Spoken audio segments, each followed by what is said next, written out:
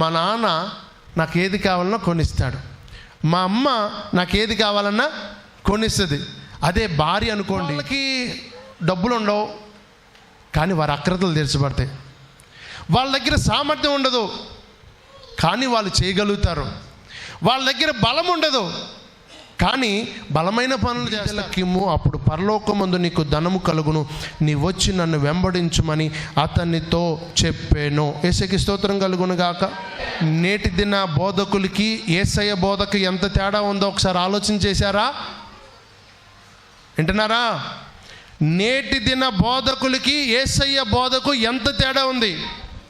ఈ మాట నన్ను అట్టపట్టుకుంది. అవును కదా. ఈ రోజున సంఘములో కూడా, సంఘములో ఉన్న డబ్బులున్న వారిని సేవకులు కనపరిచే విధానాన్ని మనం చూస్తున్నాం. డబ్బుతో మిళితమైన పరిస్థితిని మనం చూస్తూ ఉన్నాం. కానీ ప్రభువు అంటున్నాడు, నీ డబ్బు వద్దు. ఆయన లక్షకు ఆశపడే దేవుడు కాదు, పైసాకు కూడా ఆశపడే దేవుడు కాదు. మనం ఆరాధిస్తున్న దేవుడు పైసాకి ఆశపడే దేవుడు కాదు, లక్షలకి ఆశపడే దేవుడు కాదు. దేవుని బిడ్డలారా గమనించండి. ఆయన అంటున్నాడు, మీది ఉన్నదంతా అమ్మేసేయమన్నాడు. పోనీ అమ్మేసి నాకు ఇమ్మంటలా.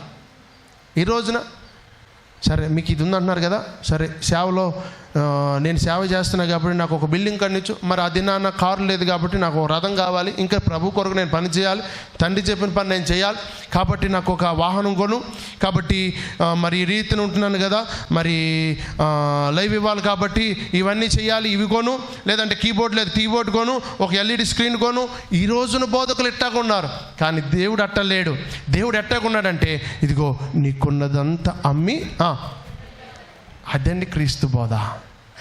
ఒకటే గమనించండి, మీరు వెంబడించే సేవకుడు ఏ విధంగా ఉండాలంటే, డబ్బు మీద ఆశపడిన వ్యక్తిగా ఉండకూడదు కానీ డబ్బు మీద విజయం సంపాదించిన వ్యక్తిగా ఉండే సేవకుడిగా ఉండాలి.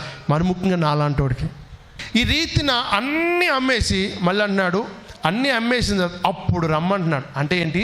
ఒక వ్యక్తిని దేవుడు వెంబడించేటప్పుడు ఏం చూస్తాడంటే, రిక్త హస్తాలతో దేవుని వెంబడించాలని చూస్తాడు. ఎందుకని?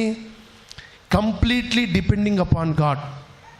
అన్ని 100% దేవుని మీద ఈ వ్యక్తి ఆధారపడతాడా లేదా? అబ్రహాం దేవుడు పిలిచినాడు, ఇందా చెప్పినాను.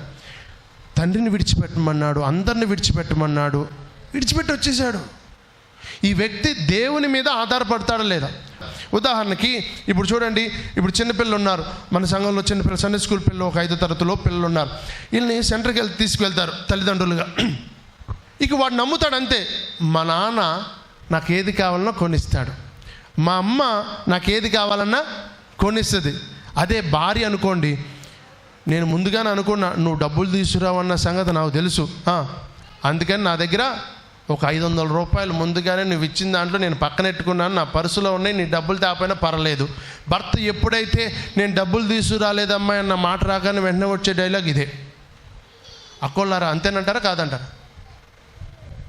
మౌనమే అంగీకారం. అది చూడండి అటైతే. కాబట్టి అవును వాస్తవమే.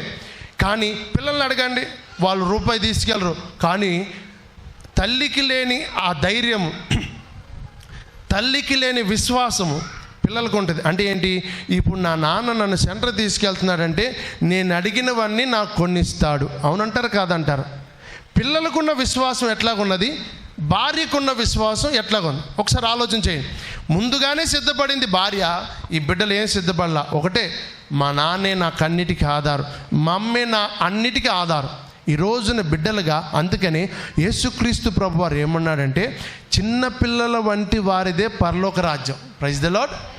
అంటే చిన్నపిల్లలకి విశ్వాసం ఎలాగుంటుందయ్యా అంటే, వాళ్ళకి డబ్బులు ఉండవు కానీ వారి అక్రతలు తీర్చబడతాయి. వాళ్ళ దగ్గర సామర్థ్యం ఉండదు కానీ వాళ్ళు చేయగలుగుతారు. వాళ్ళ దగ్గర బలం ఉండదు కానీ బలమైన పనులు చేస్తారు. ఇదంతా ఏంటిదయ్యానంటే, వారు డిపెండెంట్, అంటే వాళ్ళు తల్లి మీదో తండ్రి మీద ఆధారపడినప్పుడు వారి జీవితంలో వారికి కావలసినవన్నీ వాళ్ళు సమకూర్చుకునేటట్టుగా మార్చబడతారు. ఆ విధంగానే ఓ విశ్వాసిగా మనము కూడా 100% దేవుని మీద మనం ఆధారపడాలి. హల్లెలూయా.